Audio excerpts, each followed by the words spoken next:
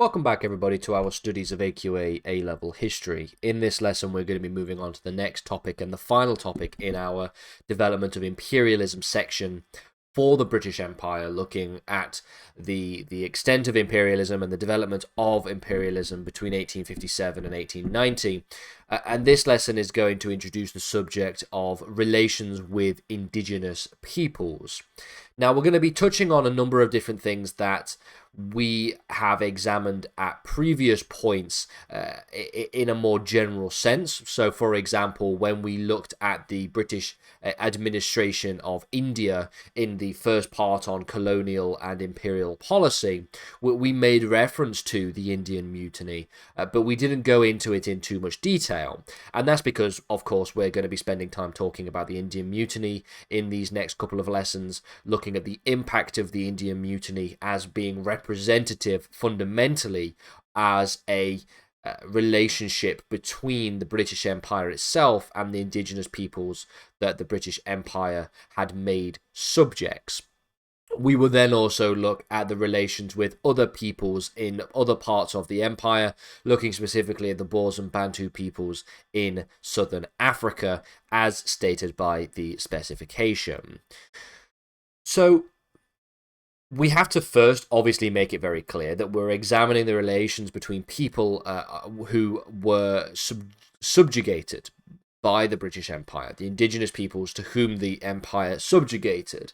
And I think that's something that we're going to need to keep on referring back to and looking at in terms of the relationship of and the sort of pathology of imperialism, the pathology of colonialism, the ways in which this has an adverse impact on the indigenous peoples who are subjected to and subjugated by the imperialism that was exported by European states during this period. This is obviously something that is true not only of the British Empire, but of all the empires that existed. And obviously we're only drawing our attention towards the British Empire because that's the A-level specification that we're teaching. This lesson specifically, though, is going to look at the relations with Boers and Bantu peoples in South Africa.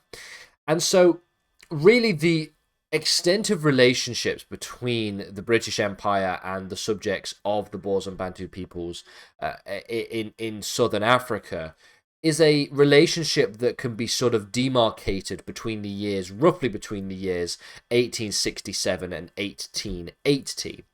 Relations with Africa and with the Boers and Bantu people specifically were actually particularly peaceful for a long period of time. And this is one of the things that is seen as something of a defense of empires in some regards, that there are certain circumstances and certain contexts in which there is a peaceful relationship, in which it feels like, there is at least the perception that the peoples of these particular regions had benefited from or were benefiting from imperialism, or at least didn't have much of a problem with imperialism. And this is one of the things that you can sort of say of the Boers and Bantu peoples for a particularly long period of time. They were relatively peaceful. The British had essentially rediscovered the neighbouring Boer states in the 1850s, but things only got worse in terms of the relationship when there was inevitably economic incentives for the British to start to dismantle and to start to exploit the resources of these regions.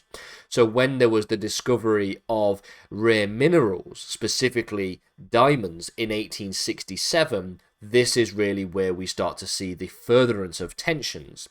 So when nothing is taking place, when nothing is going wrong, and when there are no economic incentives to subjugate these individuals, it seems that there is something of a relatively peaceful relationship between the Boers and Bantu peoples and the British Empire. And then as time goes on, and then when inevitably rare earth elements and rare minerals are discovered like diamonds, this then leads to tensions. The discovery of diamonds was on the Vaal River in 1867, and just like with the discovery of gold in various different parts of the world, the discovery of diamonds led to what was known as a diamond rush. This attracted both European and Boer peoples into the region. Specifically in 1868, the British Empire annexed Basuto land, and in 1871 they had taken West Griqualand, Griqualand. Again, my pronunciations are particularly poor as someone who is British, so I can't pronunciate these words in any meaningful way. Fundamentally, these are some of the areas where the diamonds were first discovered. So, as the diamonds were first discovered, there is an incentive on the part of the British Empire to essentially try and extract these resources. They then went to propose a federation of British and Boer territories. This was in 1875, and this was something that the Boer peoples rejected. So it's very clear that what is taking place in this period of time, as we start to go into the 1870s, it becomes increasingly clear that the British Empire is trying to exert more and more influence in the region. And it is increasingly clear that the reason for this is, of course, the discovery of these rare elements, these rare minerals specifically, these minerals such as diamonds. And then it is also very clear that as this influence and the exertion of more and more influence into the region continues into the second half, the latter half of the 1870s, instability in this region starts to rise as well. And so, for example, we see from 1877 to 1878, the British engaged in the Hodder War, a conflict which essentially allowed them to further annex tribe communities for the further exploitation of rare materials. At the same time, the Boers had been engaged in conflict with the Pedi tribe. This was a conflict which was not successful for the Boers, and in 1877 the British actually decided and announced the seizure of Transvaal, claiming that they were protecting, quote, white Europeans from both the Zulu and the Pedi tribes. So you can start to see how this relatively stable, relatively peaceful, relatively uncontroversial relationship that existed prior to 1867 starts to devolve into quite major instability and conflict.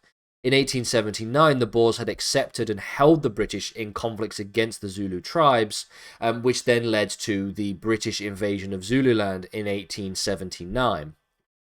Again, this was something in which the British were not particularly willing to allow for the tribes and for the indigenous peoples of these regions to come on top and be victorious. The same year, 1879, the Zulu tribes were defeated, and the British had then incorporated them into Natal. And once the Zulu tribes had been defeated, the Boers declared complete independence from the British in an attempt to try and break away from British imperialism. As a result of these skirmishes on the one hand, ranging from, various different conflicts, ranging from skirmishes on the one hand to major conflicts on the other, between 1880 and 1890 specifically, the Boers began to exhibit further hostilities towards the British, doing a number of things, including the attacking of army garrisons. In 1881, over 150 British, in fact, were killed at Majuba Hill, which had then essentially forced the British to recognise the self-determination of the Boer peoples, essentially capitulate any claim over this territory, as a result of the backlash from the deaths of 150 British servicemen, as well as obviously the fact that they weren't being particularly successful in trying to hold off these individuals. The result was the recognition of the Boers' self-determination in the Convention of Pretoria. So, with all of this being said, and with all of this going on, at the same time, we can see the treatment of the Bantu peoples were, as you would and could expect, little thought was given to these tribes. Even when diamonds were discovered, laws were passed to ensure that the Africans would not have any real claims to the mines in addition to the products that were coming out of these mines, i.e., these rare minerals such as diamonds. This reduced the jobs for African individuals to that of manual labor in these mines. The spoils of these mines, the actual resources that were being extracted, of course, would then go to the empire rather than to the areas and the peoples who are actually inhabiting the regions where these mines were being operated.